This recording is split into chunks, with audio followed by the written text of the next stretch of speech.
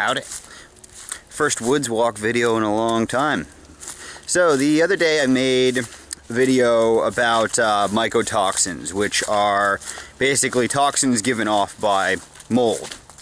And how, it was a brief description about how it can be in our food supply, how it can be in your walls, and how it really can be the culprit for a lot of health issues that people run into. And one of the questions I've had a few questions asked regarding certain foods and if I'll continue to eat them, because I did mention that bananas, bananas, coffee, chocolate, and corn are extremely high in these various mycotoxins.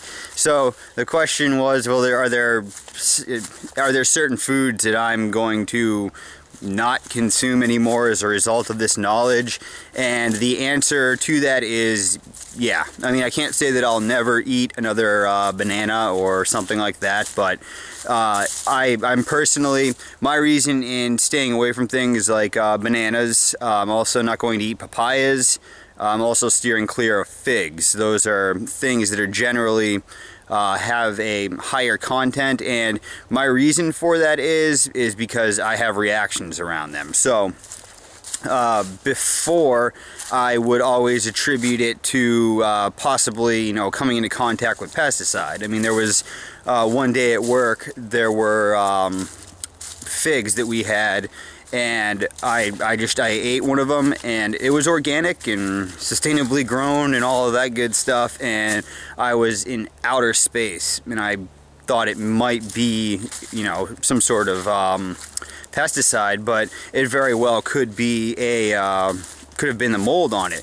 And dealing with with the amount of produce that I see on a daily basis at work, a lot of times the figs, fresh ones, we throw a lot of them away because they get moldy so easily. So my personal thing, yeah, I'm going to avoid as many foods as I can. I'll eat corn when it's fresh, when I can get it locally, but outside of that, I don't really eat processed food, so corn chips and anything that would contain corn, it's not really an issue for me. But even learned that I've learned a lot about mycotoxins, and I'm going to continue. I'll put out more videos as I become more in tune with this information. I don't want to just hear one thing and then spit it out to people and assume that it's truth. I actually want to investigate it. But it's nuts how much it's even said that there's a decent quantity of mycotoxins in things like beer and wine. So for people who consume alcohol, that's something to think about as well. But yeah, so it not only can affect your mental state, it can actually start to deteriorate your brain. There's many different types of mold. There's thousands of them, but yeah, and then there's the worst ones like aflatoxin, which can deteriorate the liver. And in fact, it's most commonly found on peanuts and in peanut butter. And no, it doesn't matter if it's organic or not. It has nothing to do with that, actually. It's how they're processed, and you even can run into a danger of still coming into contact with that in the United States. For those of you who have read the China study, you'll know that Colin Campbell, when he initially got into a lot of his nutritional research, it was the study of liver degeneration over in Africa, and they were attributing it to proteins and all that, but it turns out it was aflatoxin.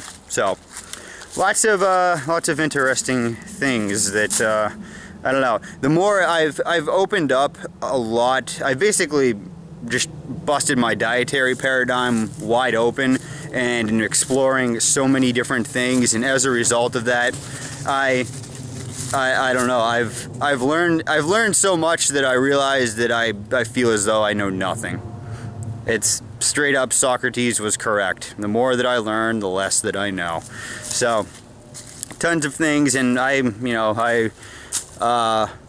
definitely suggest to anybody out there trying to gain a better understanding of their overall well-being, because it's not just about your physical. I mean, the mind and the body are obviously all connected, but yeah, just to read and explore everything.